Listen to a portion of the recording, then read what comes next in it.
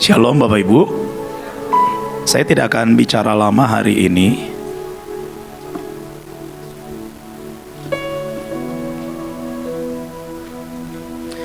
Bapak Ibu, di tempat ini siapa yang merasakan Tuhan hadir waktu kita menyembah tadi? Amin saudara. Amin. Coba saya pengen melihat engkau yang sungguh-sungguh merasakan. Kalau engkau nggak merasakan, Pak, saya nggak rasain hadirat Tuhan, tapi yang rasa aja. Dan seberapa banyak di tempat ini engkau yang rasa dan engkau tahu bahwa Tuhan sedang menjamah hidupmu. Amin. Terima itu dengan iman saudara. Karena Tuhan itu jauh lebih rindu mengubahkan hidup kita daripada kita sendiri. Tuhan itu jauh lebih rindu memberkati hidup kita daripada kita ini berseru dan berteriak menginginkan berkat. Tuhan itu jauh lebih rindu membuat kita ini menjadi besar daripada mimpi kita yang terlalu kerdil, saudara. Tuhan jauh lebih rindu. Tapi seringkali dalam hidup kita ini ada penghalang, ada pemisah yang membuat Tuhan itu gak bisa nyampe menjangkau hidup kita. Di firman Tuhan jelas kerinduan Tuhan itu sangat amat besar. Sehingga apa saudara? Sehingga ia menurunkan, mengutus anaknya satu-satu yang tunggal ke dunia, Yesus Kristus. Untuk apa? Supaya kita ini terima berkat keselamatan. Itu membuktikan, itu menyatakan bahwa dia sangat rindu saudara. Yohanes 10 ayat 10. Pencuri datang hanya untuk apa? Mencuri, membunuh, dan membinasakan. Itu yang dia mau kerjakan dalam hidup kita, dalam hidup orang-orang percaya. Dia ingin curi semua dari hidup kita. Dia ingin bunuh semua hidup kita. Dia ingin membinasakan kita. Tapi karena cintanya Tuhan, dia mengirim Yesus supaya kita mempunyai apa? Hidup. Bukan cuma sekedar hidup, tapi hidup di dalam kelimpahan. Nah, tapi seringkali kita ini belum melihat itu, betul nggak? Siapa di sini yang di hidupnya bertahun-tahun ikut Tuhan belum lihat kelimpahan itu? Yang belum lihat, jujur. Jujur, oh semuanya udah berlimpah ya? Saudara, yang namanya kelimpahan itu bukan cuma bicara soal kelimpahan uang ya. Kalau hati kita ini belum limpah dengan kasih, kalau hati ini kita belum limpah dengan pengampunan, kalau hati kita ini belum limpah dengan penerimaan, kalau hati kita ini masih dengki, kalau hati kita ini masih menyimpan dendam, itu kita masih belum hidup dalam kelimpahan.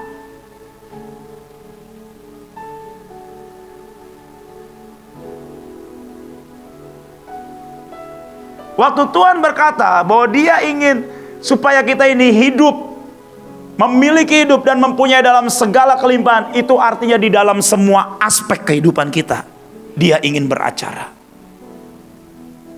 Tapi seringkali ada pemisah dalam hidup kita. Dan ini yang akan kita lakukan saudara.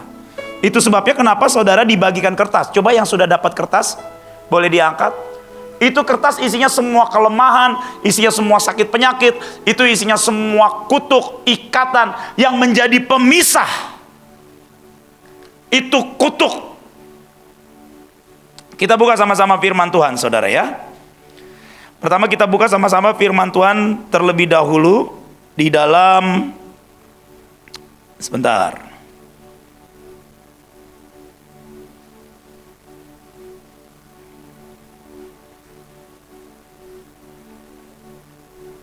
Oh, nampaknya di catatan saya satu lagi. Sebentar ya saudara ya.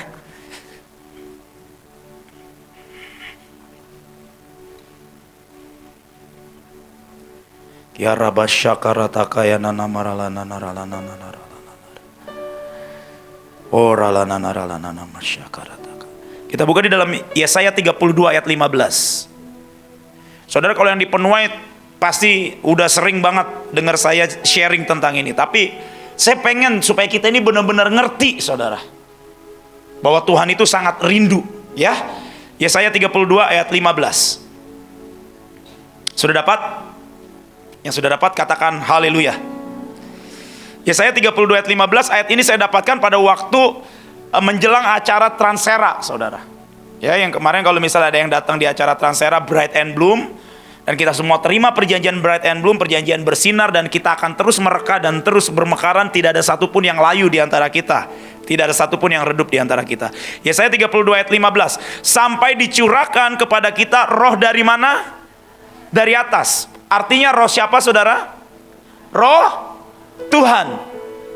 Sampai dicurahkan kepada kita roh yang dari atas, yaitu Roh Kudus.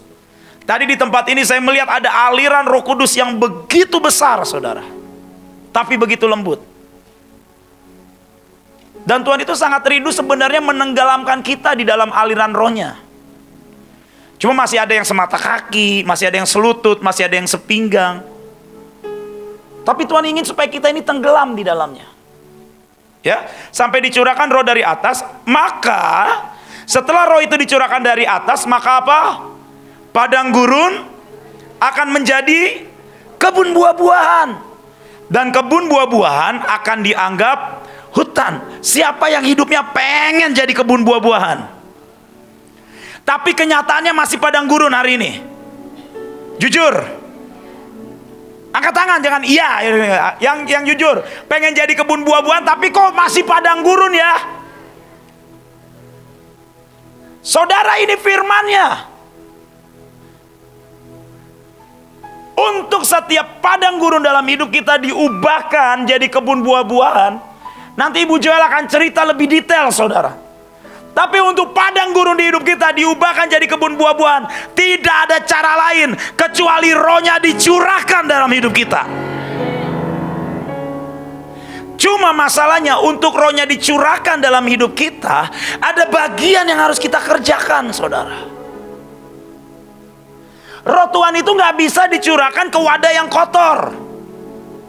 Roh Tuhan itu gak bisa dicurahkan ke tempat yang berantakan. Misalnya kayak begini, saudara. Saudara, kalau misalnya ada pesawat kargo, tahu ya pesawat kargo ya, yang isinya itu logistik, makanan, semuanya untuk bantuan bencana alam. Untuk dia mendarat, dia butuh landasan yang besar. Dia butuh landasan yang rata. Nah, seringkali kita ngelihat ini kok nggak pernah turun ya, janji-janji Tuhan ya. Karena apa? Karena di alam roh, di udara banyak penghalang. Landasannya nggak siap. Banyak barriers, banyak penghalang, banyak pemisah. Apa itu? Dosa. Apa itu? Kelemahan. Apa itu? Ikatan. Apa itu? Saya konklusikan, itu adalah kutuk. Dan kutuk ini yang harus kita bereskan hari ini, saudara. Kenapa kutuk ini harus kita bereskan? Kalau kita hidup di dalam kutuk, firman-Nya jelas mengatakan kita gak bisa terima berkat. Tapi ada satu kabar baik hari ini. Yesus datang supaya kita mempunyai hidup dan mempunyainya dalam segala kelimpahan. Nah, kira-kira pertanyaannya, Pak, bagian kita tuh apa? Bener gak? Supaya Roh Kudus itu turun, supaya roh itu dicurahkan, betul gak? Bagian kita apa? Bener ya? Kita buka sama-sama firman Tuhan, saudara. Satu lagi, supaya roh itu dicurahkan ya. Ulangan 28 ayat 15. Saya akan sampaikan yang sangat sederhana dan basic, saudara. Ya, Ulangan 28 ayat 15. Tetapi jika engkau tidak apa? Tidak apa? Mendengarkan atau mendengar? Saudara, beda antara mendengar dengan mendengarkan. Jangan disamain. Saudara, kalau saudara mendengar, hari ini saudara dengar suara saya nggak? Dengar ya. Hari ini saudara dengar nggak ada suara keyboard yang yang ngiringin? Dengar nggak? Tapi saudara lebih fokus kepada suara keyboard atau kepada suara saya? Kepada suara saya, betul? Itu namanya mendengarkan. Mendengar firman Tuhan dengan mendengarkan firman Tuhan itu dua hal yang jauh berbeda, tapi tipis. Orang yang mendengarkan firman Tuhan, dia taruh perhatian di situ. Tapi orang yang mendengar firman Tuhan cuma begini, tampar pipi kiri, pipi kanan diberikan. Oke. Tapi kalau orang yang tidak mendengarkan, ketemu orang pipinya ditampar, dibalas tangan kanan. Itu namanya cuma mendengar, tahu doang. Kita sebagai orang Kristen, kita nggak cuma sekedar tahu-tahu doang, banyak ayat. Kalau kita tidak menaruh perhatian di situ, kalau kita tidak mendengarkan itu. Pertama, saudara, yang membuat kutuk itu turun dalam hidup kita, itu adalah karena kita tidak mendengarkan firman Tuhan. Bagaimana mungkin kita bisa hidup di dalam firman kalau kita tidak mendengarkan firman? Iman timbul dari pendengaran, dan pendengaran akan firman Kristus. Di Alkitab banyak sekali contoh yang membuat orang itu terima kemenangan, yang membuat orang itu terima perjanjian, yang membuat orang itu terima kesembuhan. Karena apa? Mendengarkan. Saya nggak usah buka di Alkitab, saudara, biar kita tidak terlalu lama. Hari itu Rahab mendengar kabar bahwa Tuhan menyertai bangsa Israel. Dan pada waktu pengintai datang ke rumahnya, dia tinggal di tembok Yeriko. Rahab berkata, aku menyembunyikan kalian di tempat ini karena aku tahu Tuhan menyertai kalian, karena telah kudengar. Rahab gak cuma dengar, tapi dia menaruh perhatian. Dia mendengarkan Tuhan menyertai bangsa Israel. Bangsa yang besar seperti apapun gak akan pernah bisa ngalahin Israel, karena Tuhan menyertai bangsa itu. Dan karena hari itu Rahab mendengarkan itu, dan dia menaruh perhatian di situ. Apa yang menjadi bagian Rahab? Keselamatan. Yeriko dilululantakan, tapi Rahab selamat. Siapa Rahab? Pelacur. Siapa Rahab? Orang yang tidak kudus. Tapi pada waktu dia mendengarkan kabar firman Tuhan, dia menjadi percaya. Perempuan yang 12 tahun pendarahan, dia mendengarkan kabar Yesus datang ke kota. Hari itu dia punya kutuk sakit penyakit, dia pendarahan 12 tahun. Saya nggak tahu rasanya bagaimana pendarahan 12 tahun. Saya nggak tahu. Saya pernah dioperasi selama 1 minggu, kesakitannya bukan main. Dan saya nggak tahu bagaimana kalau perempuan itu pendarahan 12 tahun rasanya gimana, saya nggak tahu. Tapi hari itu dia mendengar Yesus datang ke kotanya. Dia mendengarkan bahwa Yesus itu sanggup menyembuhkan orang sakit, mencelikan mata yang buta.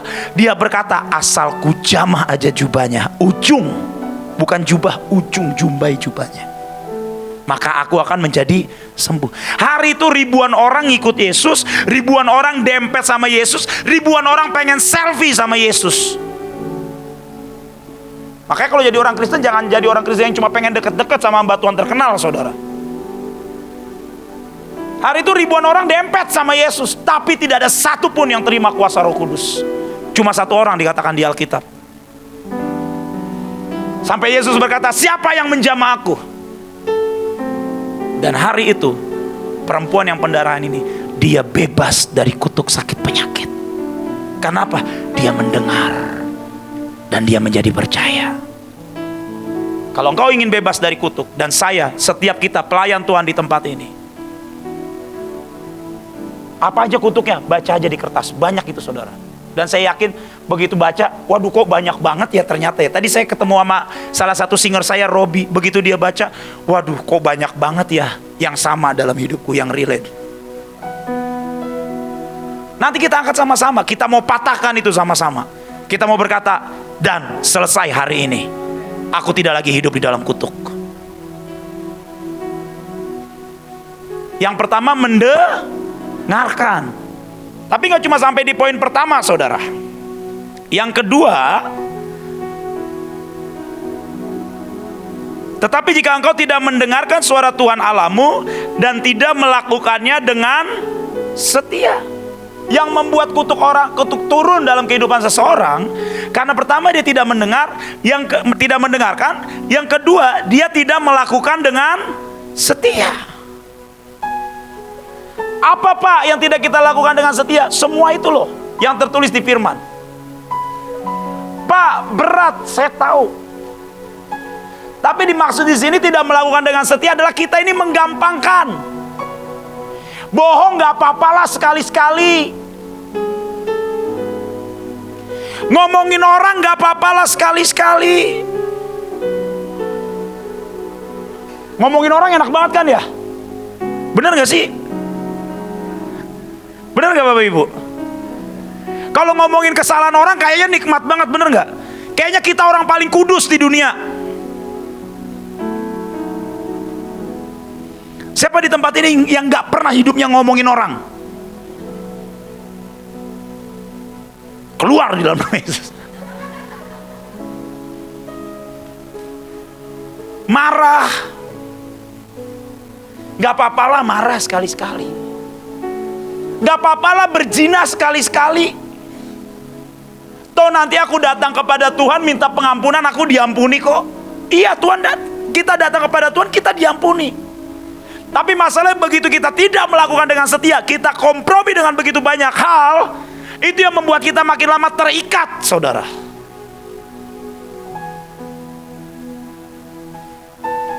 Itu sebabnya saya kemarin gemetar waktu ibadah di tempat ini. Ibu Joel cerita, hari ini melayani di mesbah dengan begitu sangat kuat.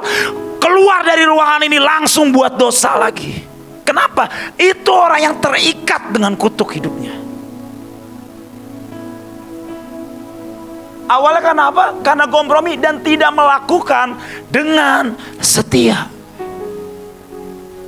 Dengan setia itu kecil saudara, sederhana awalnya. Saya waktu pertama kali dipercayakan sebuah pelayanan di Manem, di pelayanan musik. Saya itu dipercayakan sebagai apa saudara? Waktu saya main musik, sebagai pemain drum. Waktu saya dipercayakan sebagai pemain drum saya masih berantakan. Saya sepanjang minggu saya berdoa sama Tuhan, Tuhan tolong Tuhan, urapi aku Tuhan, pakai aku Tuhan. Setiap hari doa saya itu, sampai saya harus menghadapi mesbah saya. Tapi saudara, kalau saudara suruh saya main drum hari ini, mungkin saya nggak perlu doa.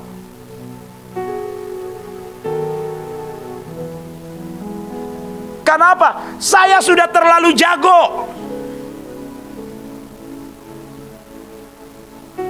Dan itu gak setia.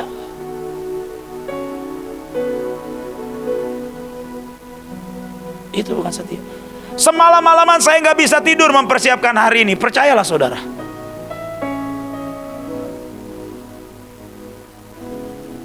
Sampai tengah malam, tolong Tuhan, bicara Tuhan.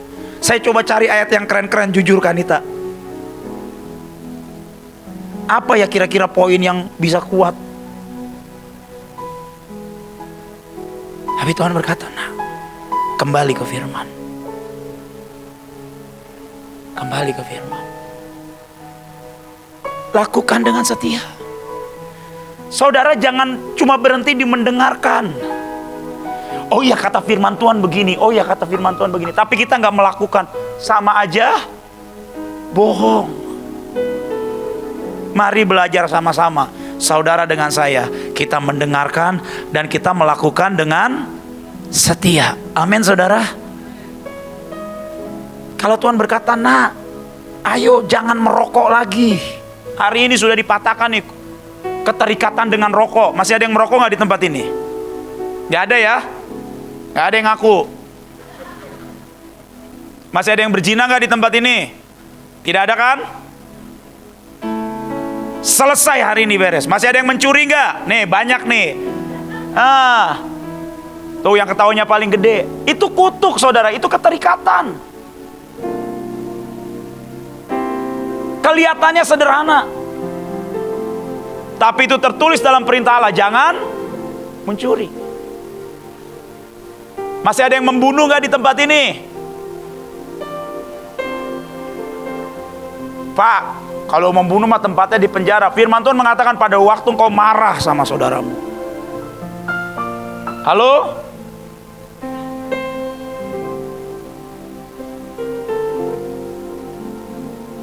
Dan hari ini kita pengen beres, hari ini kita mau bebas. Siapa yang ingin beres dan bebas, saudara? Saudara sama Tuhan jangan jaim-jaim, saya bilangin. Ini hidupmu pribadi dengan Tuhan dan hidup saya pribadi dengan Tuhan, saudara. Jangan jaim-jaim. Saya kemarin ditanyain sama Kanita, kutukmu itu apa? Saya ngomong jujur, salah satu kutuk saya itu kutuk kemiskinan. Orang miskin marah kalau dibilang miskin. Bener gak? Padahal miskin. Betul gak?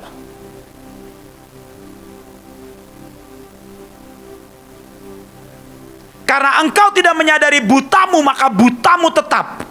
Itu firman. Karena engkau tidak menyadari dan tidak mengakui kemiskinanmu, maka kemiskinan itu tetap tinggal dalam hidup kita. Yang pertama, saudara, saya ngomong sama Bu Nita, aku punya kemiskinan, Kak. Kemiskinan itu bukan bicara soal materi. Tapi pada waktu saya ini seolah-olah saya melakukan semuanya, kok saya sendiri ya. Pada waktu saya diberikan tanggung jawab, saya ini gak berani ambil tanggung jawab. Itu miskin. Pada waktu di mesbah saya melihat bahwa saya seolah-olah seorang diri sebagai seorang pemimpin pujian yang berdiri di tempat itu sendirian. Itu saya masih miskin. Karena saya masih mengandalkan dan mengharapkan ada orang yang bantuin saya hari itu. Padahal saya harus menaruh harapan saya kepada Tuhan. Saya bilang, tapi saya mau bebas hari ini. Saya declare. Yang kedua, kutuk apa, saudara? Kutuk kemandulan, kutuk kegagalan. Saya nggak bilang saya mandul ya. Secara klinis saya nggak mandul. Saya kemarin baru ke dokter kandungan, dibilang, oh tenang Pak, kamu nggak impoten kok. Puji Tuhan, saya bilang. Tapi kemandulan itu apa? Tidak bisa melahirkan sesuatu. Hidup kita hanya cukup tentang diri kita, sehingga kita nggak bisa melahirkan apapun dalam hidup kita. Itu mandul. Kegagalan. Semua yang dikerjain nggak pernah nggak pernah selesai, nggak pernah beres. Itu kutuk kegagalan. Waktu saya berdoa, Tuhan apa yang harus aku kerjakan? Tuhan berkata, nak, kamu harus berani mengenali kutukmu dan kelemahan dalam hidupmu. Dan kamu harus berani untuk dalam tanda petik berdamai dengan itu dengan cara apa? Declare di depan umum.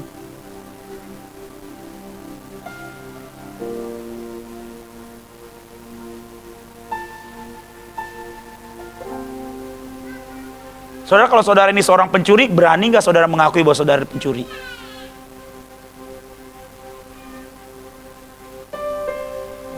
Firman Tuhan mengatakan, mari baiklah kita berperkara, kata Tuhan. Sebab sekalipun dosamu merah seperti apa? Kirmizi akan menjadi putih seperti salju. Hendaklah kamu sekalian saling mengaku dosamu supaya kamu apa? Dipulihkan.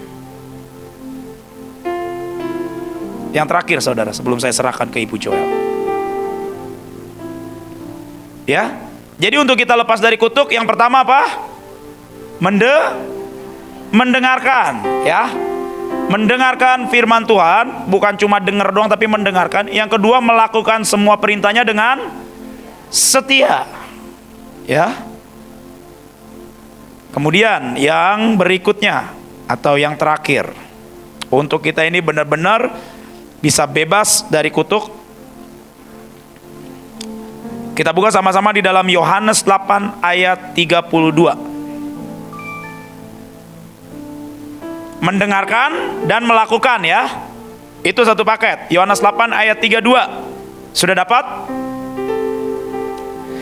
Dan kamu akan mengetahui kebenaran itu, dan kebenaran itu akan, coba baca sama-sama, 3, 2, 1. Dan kamu,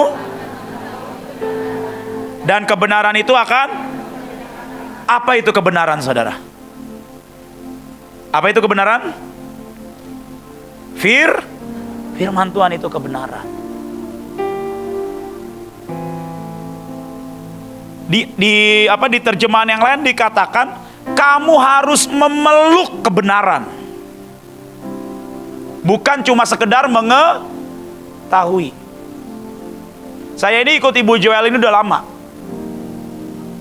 Saya pernah masuk kantor polisi karena beliau. Saya pernah terbang keliling dunia juga karena beliau.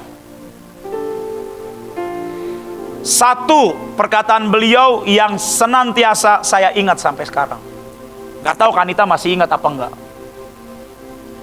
Tapi Bu Joel pernah bilang kayak gini sama saya, Lis, kalau kamu gak berani ambil pisau dan kamu itu koyakan dan bunuh hidupmu itu setiap hari, maka kamu gak akan pernah jadi apa-apa. Saya merenung, ini Bu Joel kok kejam banget ya. Masa kita disuruh bunuh diri? Tapi saya merenung, dan saya dapat firman ini mengatakan, dan kamu akan mengetahui, kamu akan mengenal kebenaran, dan kebenaran itu akan memerdekakan kamu. Kebenaran itu seperti pisau, saudara. Yang itu pada waktu itu menembus hati kita, itu akan memisahkan dari semua antara kutuk dengan berkat yang harusnya jadi bagian hidup kita. Jadi kalau kita ini tidak mengenal kebenaran, atau di terjemahan lainnya, kita ini tidak berani memeluk pisau, kita nggak merdeka. Karena apa? Hanya kebenaran satu-satunya yang akan memerdekakan hidup kita. Gak ada yang lain. Cuma kebenaran. Dan di Yohanes dikatakan, kamu akan mengenal kebenaran, dan kamu harus memeluk kebenaran itu, maka kebenaran itu akan memerdekakan kamu. Kebenaran itu enak gak? Enak gak saudara? Kebenaran itu enak gak? Coba saya tanya di tempat ini ya, maaf nih ya, jangan tersinggung ya, yang punya utang, yang hidupnya miskin, coba jujur, punya utang bu? Angkat tangan, angkat tangan. Mau bebas kan? Akui, angkat tangan. Yang punya hutang, yang masih punya hutang, hidupnya miskin. Bu, boleh bu? Berdiri bu. Ya, satu orang laki-laki, coba yang di belakang. Sini, ya terima kasih. Sini bu, maju bu.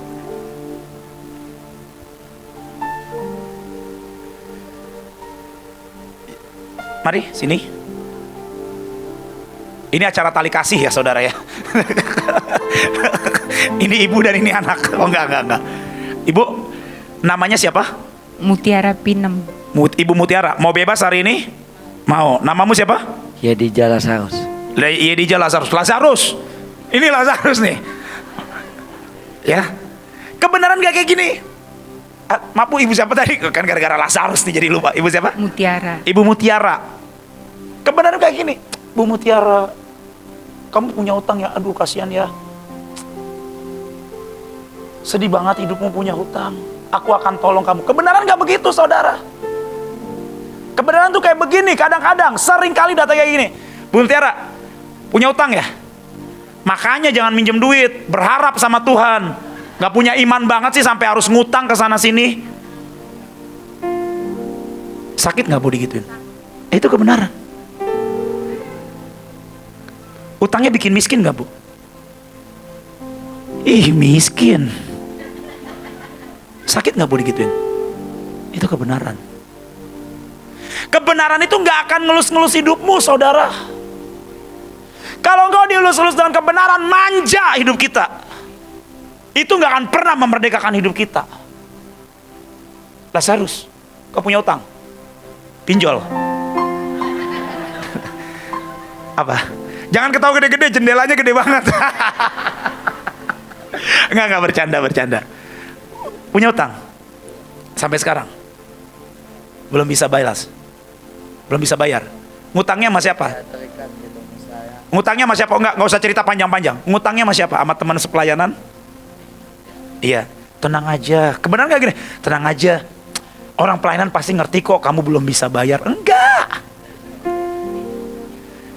Kebenaran akan berkata kayak gini. Kamu ini di Mahanaim, di cariin deklarasi. Malah nggak tahu diri, minjem utang. Udah tahu temenmu juga duitnya kurang, masih dipinjemin lagi. Mukamu ini emang cocoknya muka orang berutang. Ngerti saudara? Kebenaran gak akan ngelus-ngelus. Kebenaran juga gak akan meluk, oh ya aku mengerti kok, udah aku akan beresin. No. Perkataan Bu Joel beberapa tahun yang lalu itu membuat saya sadar bahwa saya harus ambil pisau itu sendiri, saya harus peluk pisau itu sendiri. Bahkan saya harus tikam itu sendiri. Dan itu gak otomatis hari itu kebenaran itu datang dalam hidup saya, hari itu hidup saya berubah. Saya butuh bertahun-tahun untuk koyakan itu setiap hari. Dan itu yang membuat kita semakin hari kita merdeka. Silakan duduk Ibu Mutiara, maaf ya Bu ya. Tadi contoh Bu, silakan duduk Lazarus. Itu saudara. Dan saya berharap